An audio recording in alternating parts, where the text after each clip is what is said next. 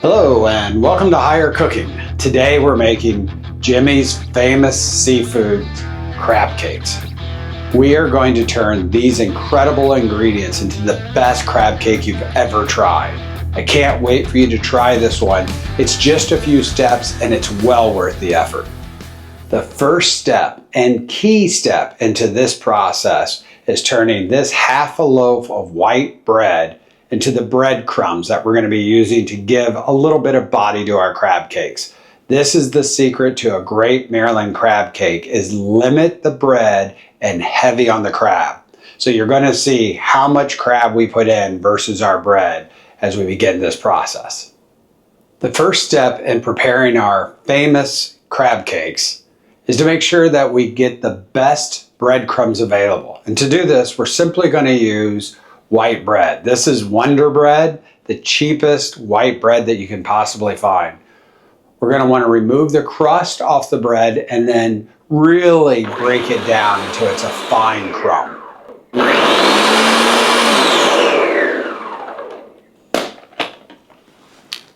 And what you'll see we have now is this very fine bread crumb. This is perfect consistency for what we're looking for our crab cakes. So let's start to the next step. Let's begin to make the base of our crab cake. We're going to start with 3 eggs.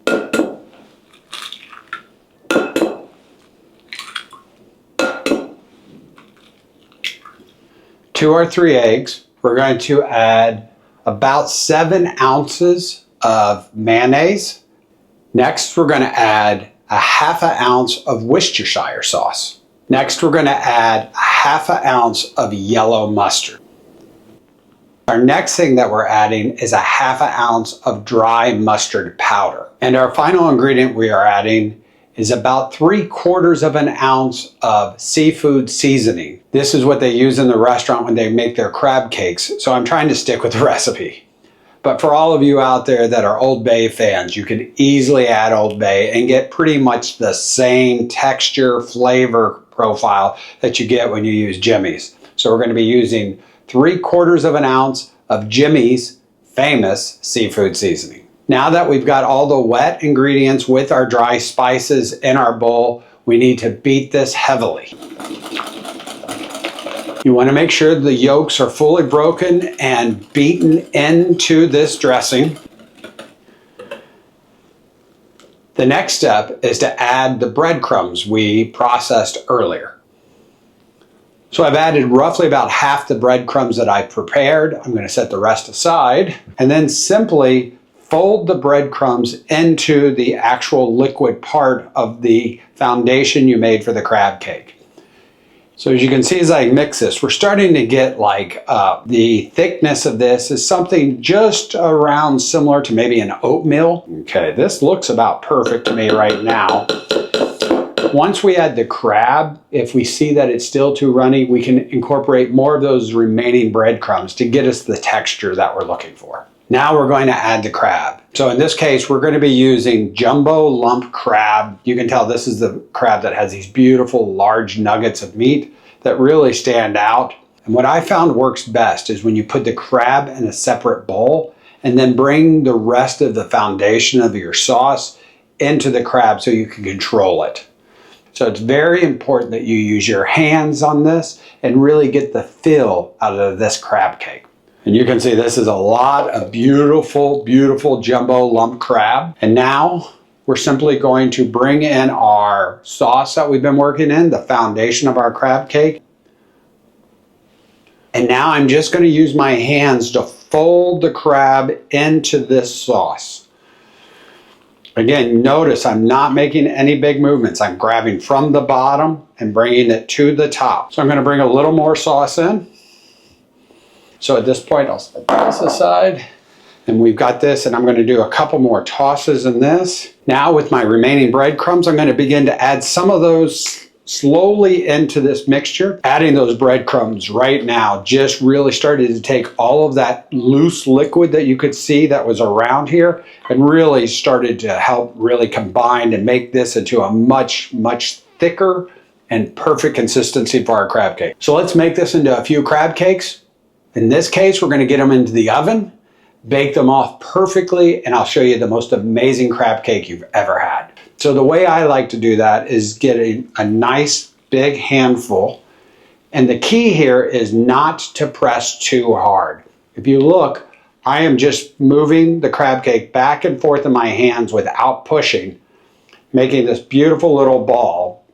And what I like to do is just take a little bit of the butter that I have sitting here on the side and making sure that where I'm about to put the crab cake, it's actually covered in butter just so that it doesn't stick and gives it a little more ability to brown beautifully on the bottom. Once I've done that, I just simply will put the crab cake on the buttered spot, and then we'll go ahead and get our second one. And in this case, I'm going to make 2 very beautiful crab cakes. The final step of preparation for the crab cakes is taking the butter that we were using earlier and simply pouring about a tablespoon of butter on top of the crab cake.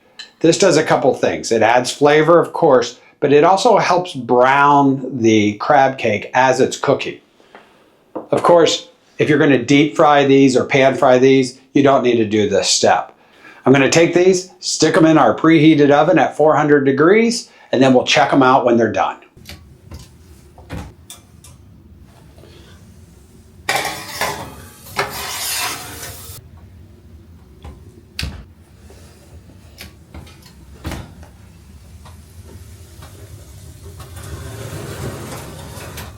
The crab cakes are out of the oven, and do they smell perfect. I'm so excited to give these a try. I've made these many, many times, and I've fallen in love with this recipe.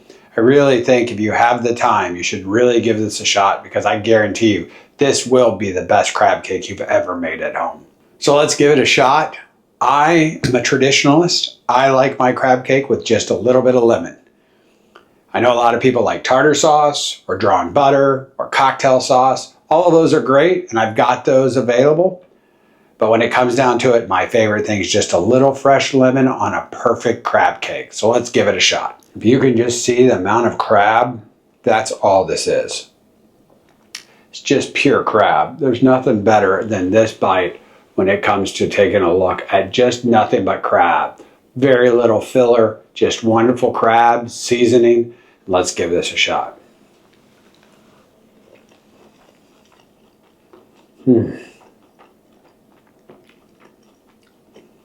So good. So good.